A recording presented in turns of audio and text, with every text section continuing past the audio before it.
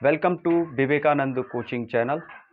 और आज का जो मैं वीडियो बना रहा हूँ, इससे पहले का वीडियो आपने देखा होगा, जिसके अंतर्गत मैंने स्टूडेंट से कुछ ऑब्जेक्टिव टाइप्स के क्वेश्चन पूछा हुआ था और स्टूडेंट्स जो हैं वो हमें दिए हुए थे आंसर।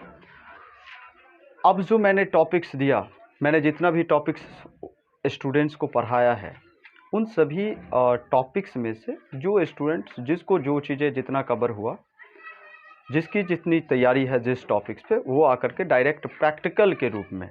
चलिए, तो सबसे पहले मैं राजेश पासवान को बुलाऊंगा और राजेश पासवान जो है वो किस टॉपिक पे आप बोलेंगे। 3 टॉपिक दिया हुआ तुम्हें।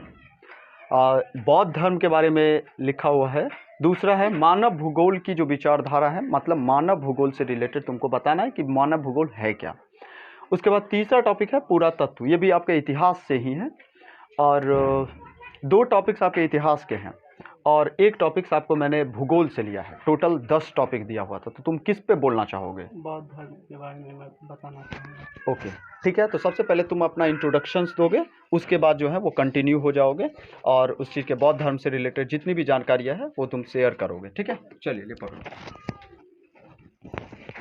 नाम राजेश पासवान है। बोलो जोर से। मेरा नाम राजेश पासवान है और लोडली बोलो। और मैं 12वीं का छात्र हूँ। जी। मैं स्ट्रीम इज आर्ट्स और मैं आर्ट्स के अंतर्गत history, geography, political science, English और देखो, हाँ, हमारी हाँ, चलो और बोलो। हिंदी का अध्ययन करता हूँ। ठीक है। मैं आज बौद्ध धर्म के बारे में बताना चाहूँगा। बौद्ध धर्म का संस्थापक जो था वह गौतम बुद्ध था। यह एक महान व्यक्ति थे जिन्होंने अपने ज्ञान से पूरे एशिया को प्रकाशित किया, इसीलिए इसे एशिया का ज्योतिपुंज कहा जाता है। यह 63 ईसा पूर्व कपिलवस्तु के लुम्बिनी नगर में हुआ। इनका जन्म जो संबंधित है वह घटना संबंधित है, वह कमल एवं सांड से संबंधित है। इनके पिता का नाम सुधोधन था और इनके पिता जो है वह शाक्य वंश के मुखिया थे। इनके माता का नाम माया देवी था, जिनकी मृत्यु इनके जन्म के 7 दिन पहले हो गया। और इनका गौतम बुद्ध का जो लालन पालन किया इनके मौसी प्रजापति गौतमी ने किया। थोड़ा और जोर से बोलो।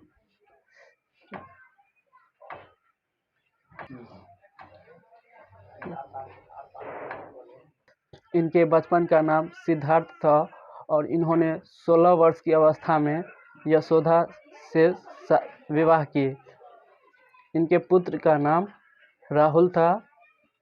जब यह कपिलवस्तु के सैर पर चले तो इन्होंने 4 दृश्यों को देखा, जिसमें पहला था एक बूढ़ा व्यक्ति, एक बीमार व्यक्ति, सन और सन्यासी।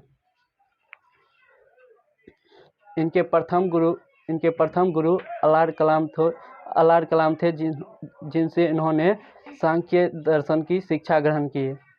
और इनके दूसरे गुरु जो था वह रुद्र क्रामपुत था।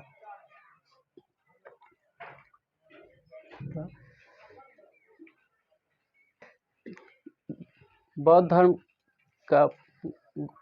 धर्म प्रथम बौद्ध संगीति जो है वो 483 ईसा पूर्व राजगृह में हुआ। उस समय का जो शासन काल था वह अजातशत्रु का था और अध्यक्ष जो था वह महाकश्यप था।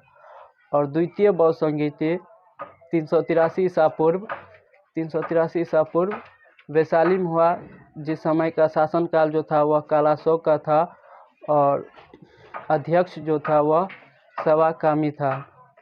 तृतीय बौद्ध संगीति जो हुआ वह 255 ईसा पूर्व पाटलिपुत्र में हुआ और उस समय का शासनकाल अशोक का था और अध्यक्ष जो था वह मोगलीपुत्र का था, अध्यक्ष था।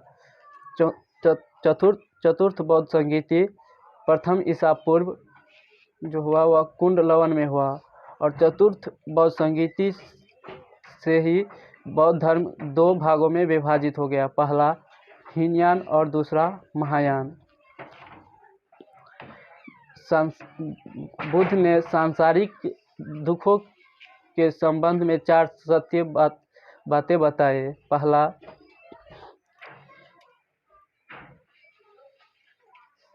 समुदय, तीसरा दुख निरोध और चौथा दुख निरोधगामी। बुद्ध के अनुयायी 2 भागों में विभाजित थे। पहला भिक्षुक और दूसरा उपासक। भिक्षुक के अंतर्गत जिन्होंने बौद्ध धर्म प्रचार करते हुए सन्यासी जीवन व्यतीत किया उन्हें भिक्षुक कहा जाता है। और उपासक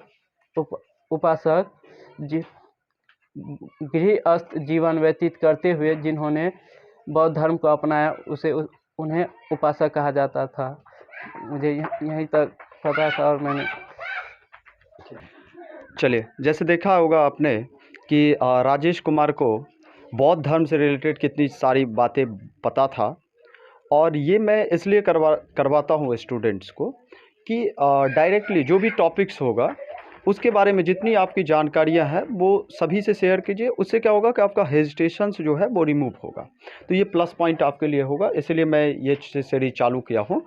चलिए धन्यवाद। सालिहा परवीन है और मैं 12वीं की छात्रा हूँ। मैं ज्योग्राफी के बारे में मानव भूगोल की विचारधारा 12वीं की छात्रा हूँ और मैं ज्योग्राफी के बारे में मानव भूगोल की विचारधारा ये टॉपिक पर मैं कुछ बताना चाहती हूँ।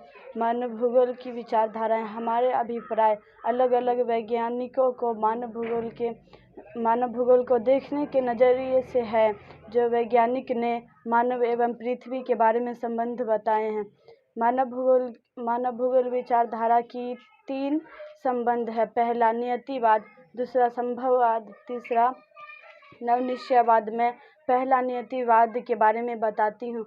यह विचारधारा मानव विचारधारा प्रारंभिक विचारधाराओं से एक था। इसके अंतर्गत उस मानव का जिक्र किया गया है जो आदमी था और पृथ्वी से डरकर रहता था और मानव ने पृथ्वी के अनुसार ढाल लिया था और पृथ्वी को प्रभावित नहीं कर सकता था। इसकी विशेषताएं: प्रौद्योगिकी का स्तर निम्न था, मानव विकास न के बराबर था, मानव सीधे तौर पर प्राकृतिक पर निर्भर था और वह किसी भी रूप में प्राकृतिक को प्रभावित नहीं कर सकता था। और इसके उदाहरण: पुराने समय में जब मानव आदिवासी था तो वर्षा न होने पर सिंचाई का साधन नहीं कर पाता था और वह पृथ्वी की पूजा करने लगता था। मानव का प्राकृतिकरण: नियतिवाद को ही मानव का प्राकृतिकरण कहते हैं।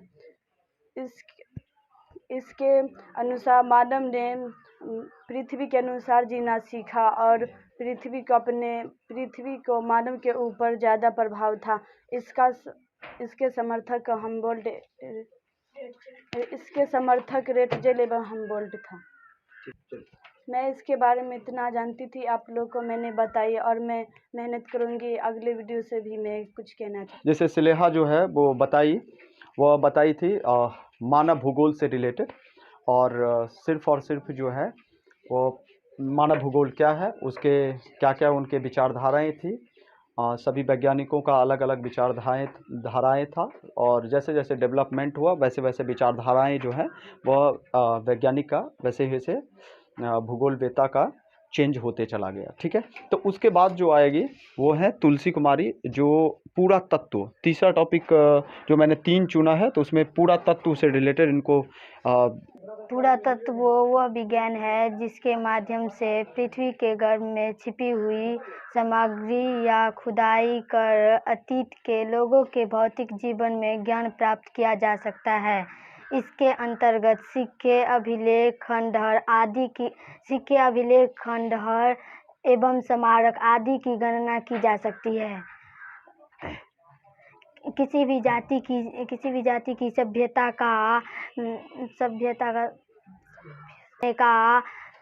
इतिहास प्राप्त करने का पुरातत्व एक प्रमुख साधन है। पुरातात्विक सामग्री के आधार पर सिंधु सभ्यता या हड़प्पा सभ्यता के